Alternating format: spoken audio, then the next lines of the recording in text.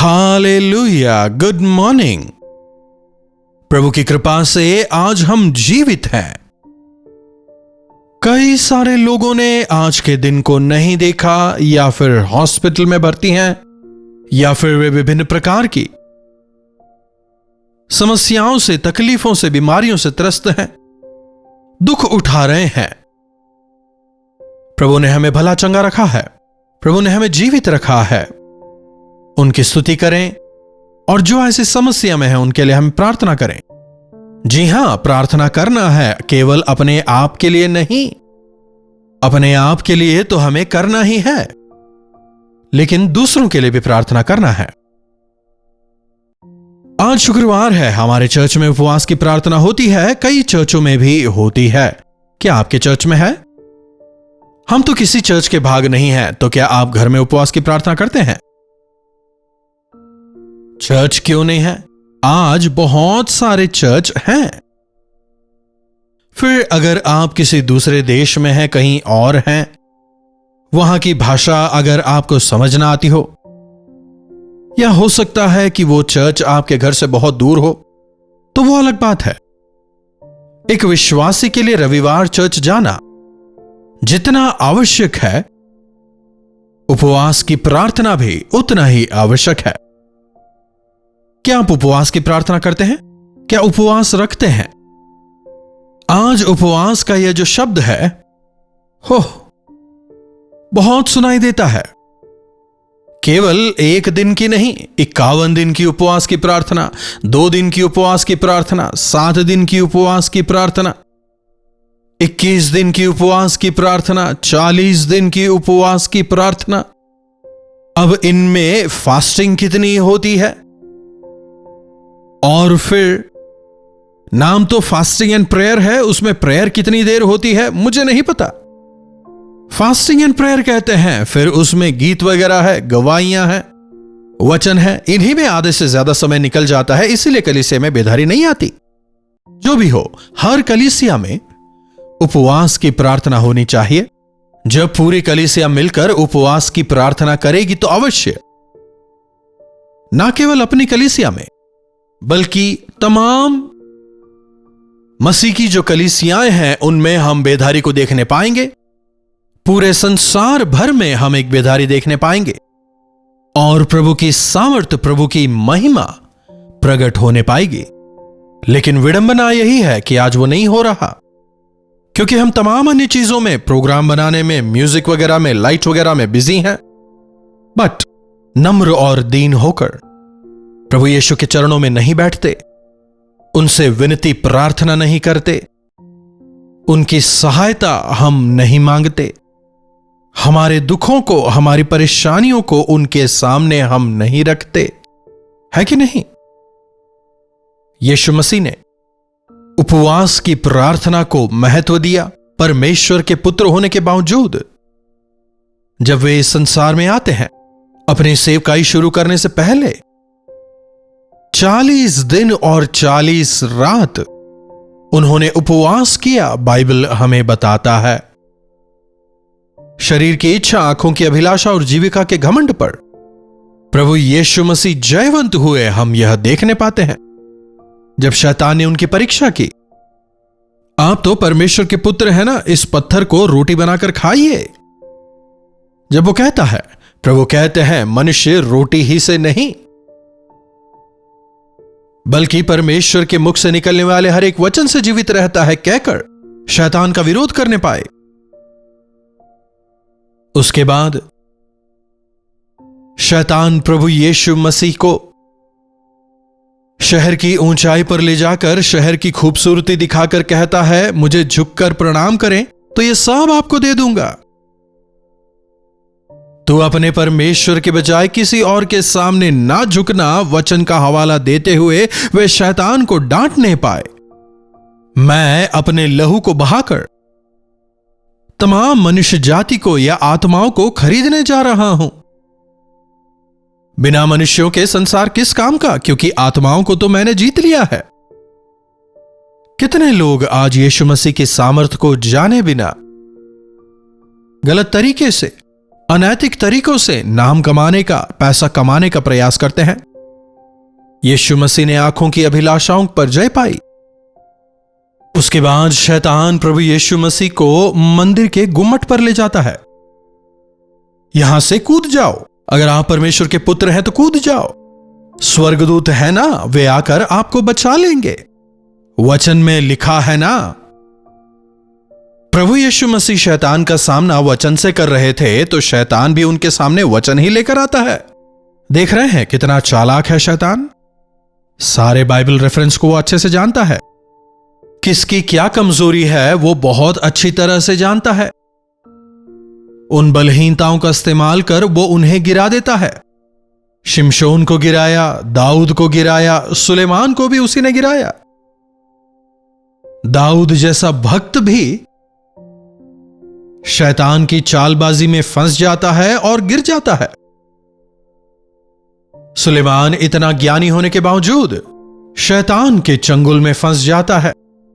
शिमशोन इतना बलशाली था, फिर भी गिर जाता है।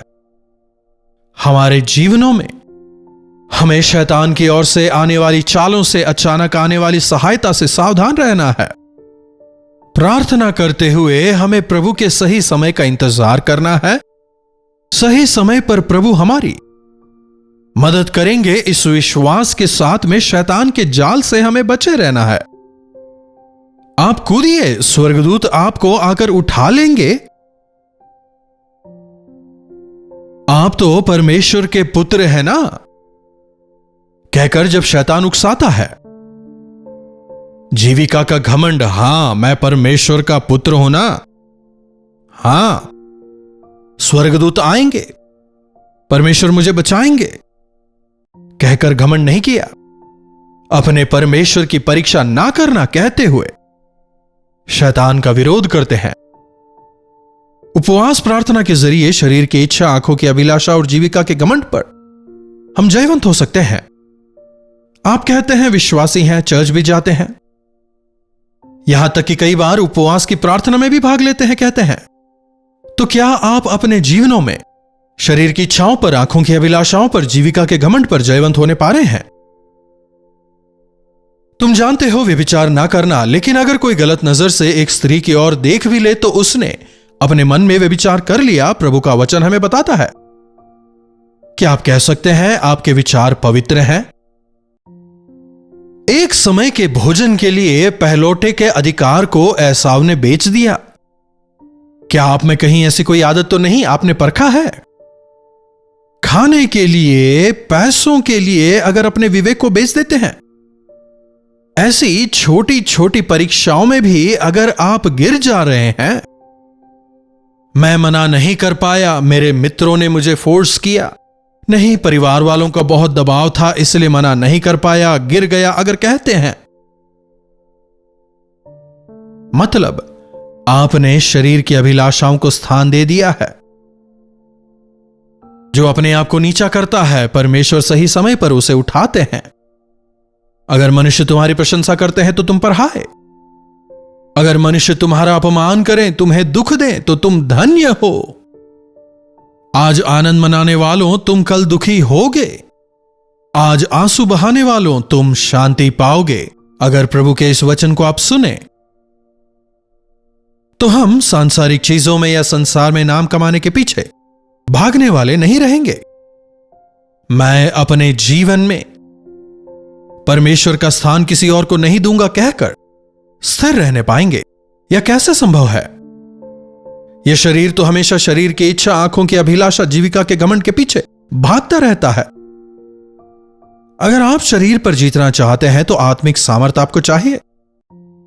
शारीरिक इच्छाओं को भूखा रखना है, आत्मिक इच्छाओं को खिलाना है। हम उल्टा करते हैं, शरीर को खिलाते हैं, आत्मा को भूखा रखते हैं।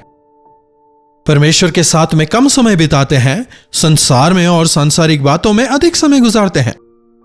उपवास की प्रार्थना में आप समय बिताएं। मैं उस उपवास की बात नहीं कर रहा जो हम साधारणतः लगातार करते हैं। क्या व्यक्तिगत तौर पर आप उपवास रखकर प्रार्थना करते हैं? यीशु मसीह कलीसिया के साथ मिलकर प्रार्थना नहीं कर रहे, 40 दिन तक अकेले प्रार्थना कर रहे हैं। मूसा इसराइलियों के साथ प्रार्थना करता है, इसराइलियों के लिए प्रार्थना करता है, लेकिन फिर पहाड़ी पर चढ़कर परमेश्वर के सानिध्य में 40 दिन और 40 रात वो गुजारता है, प्रार्थना करता है, और उसके बाद परमेश्वर से आज्ञा पाकर प्रजा को लाकर देता है। परमेश्वर के मन को समझना, परमेश्वर की योजनाओं को समझना, परमेश्वर की इच्छाओं को जानना अकेले की जाने वाली उपवास की प्रार्थना के द्वारा ही संभव है। मनुष्यों की नजरों में सब कुछ ठीक ही होता है, लेकिन परमेश्वर की नजरों में क्या सही है और क्या गलत, अगर हम जानना चाहते हैं, कौन सी बातें नीच हैं, कौन सी बातें आदरणीय हैं, अगर जानना चाहते हैं, वह केवल प्रभु के साथ संगति करने से ही हम समझ सकते हैं। प्रभु यीशु मसीह के 9 शिष्य दुष्ट आत्मा निकालने के लिए बहुत प्रयास करते हैं, लेकिन निकाल नहीं पाते। प्रभु आते हैं, एक वाक्य में दुष्ट आत्मा निकाल देते हैं। रूपांतरण के पहाड़ से वे उतर कर आते हैं उपवास के बाद। घर जाने के बाद शिष्य पूछते हैं, हम ऐसा क्यों नहीं कर पाए? क्यों ना वचन में हम इस बात को देखें, प्रभु उसका क्या जवाब दे रहे हैं। मरकुस रचित सुसमाचार 9वां अध्याय उसकी 29वीं आयत। उन्होंने उनसे कहा, यह जाति बिना प्रार्थना के किसी और उपाय से नहीं निकल सकती। फिर कुछ बाइबलों में अगर आप फुटनोट्स में देखें, लिखा है बिना उपवास की प्रार्थना के। केवल उपवास करने से कोई फायदा नहीं। दुनिया में ऐसे कई लोग करते हैं। आज मेरा उपवास है, अन्न का दाना नहीं छूऊंगा, पानी तक नहीं पीऊंगा, कठोर उपवास का पालन करता हूं। उपवास अपने आप को दुख देने के लिए नहीं है। उपवास हम करते हैं परमेश्वर से कनेक्ट होने के लिए। उपवास के साथ में प्रार्थना जरूरी है। बिना उपवास के प्रार्थना और बिना प्रार्थना के उपवास करने का कोई लाभ नहीं।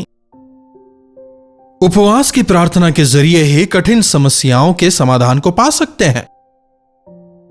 दुष्ट आत्माएं निकाली जा सकती हैं।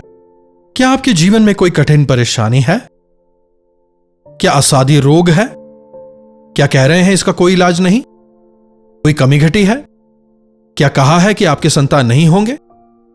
क्या कोई कोर्ट केस है? तारीख पर तारीख मिलती जा रही है लेकिन कोई सॉल्यूशन नहीं?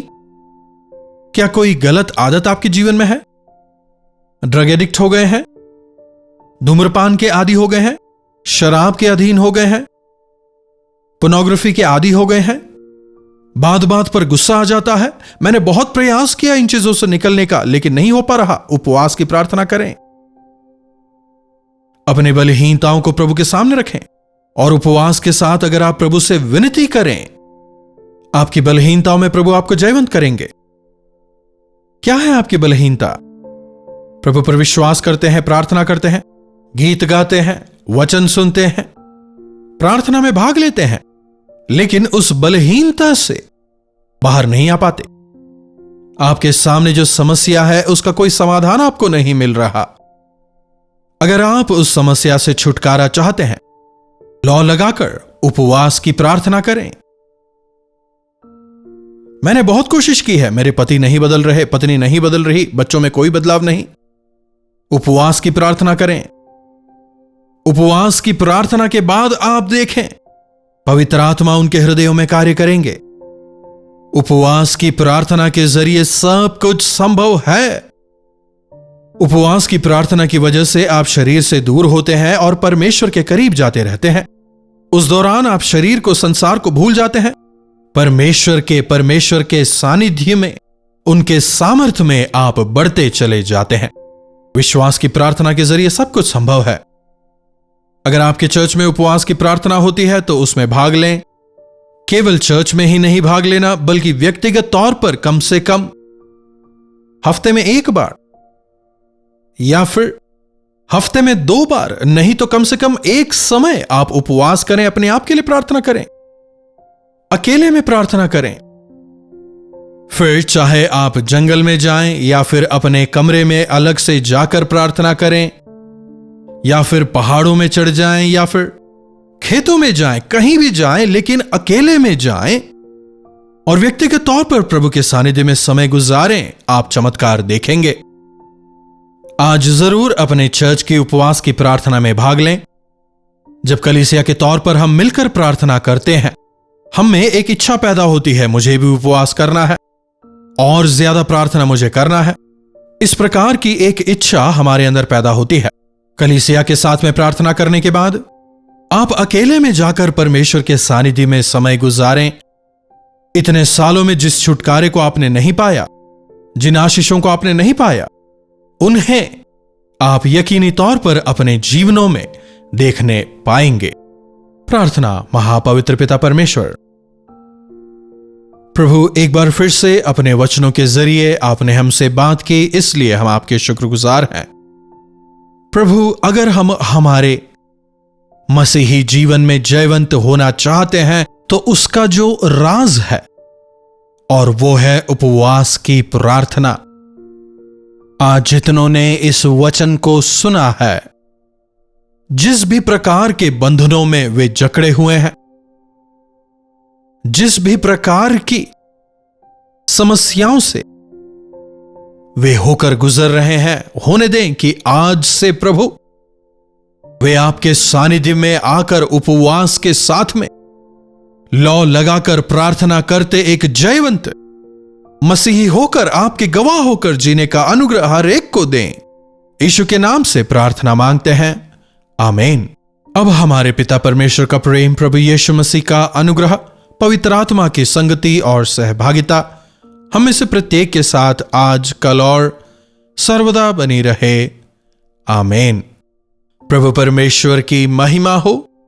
अपने प्रार्थना विषयों को आप हमें 9884907779 पर व्हाट्सएप, वॉइस मैसेज या फिर टेक्स्ट के जरिए भेज सकते हैं। आज हमारे चर्च में उपवास की प्रार्थना है। तमाम विश्वासी हम सभी मिलकर आपके लिए प्रार्थना करेंगे। आप भी विश्वास के साथ में प्रार्थना करें, प्रभु चमत्कार करेंगे। अगर इन कार्यक्रमों के जरिए आपने अपने जीवनों में आशीष पाई है और अगर पवित्र आत्मा आपको प्रेरित करते हैं कि आप इस सेवकाई में भाग लें, तो आप हमें व्हाट्सएप कर सकते हैं। हमारी टीम आपसे संपर्क करेगी और हम मिलकर प्रभु की सेवा में आगे बढ़ने पाएंगे। इन्हीं वचनों के साथ आज मैं आपसे विदा लेना चाहूंगा। प्रभु का अनुग्रह सबों पर बना रहे।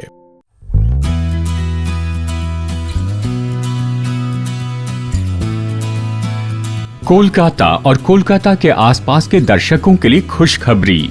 डॉक्टर जयपॉल कोलकाता आ रहे हैं। तारीख है 4 मार्च दोपहर 2 बजे से शाम 7 बजे तक।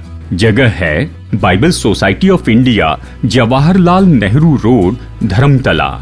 अधिक जानकारी के लिए संपर्क कीजिए 8939527527 या 9884907779 पर। तो डॉक्टर जयपॉल से मिलने का ये मौका बिल्कुल न चूकें।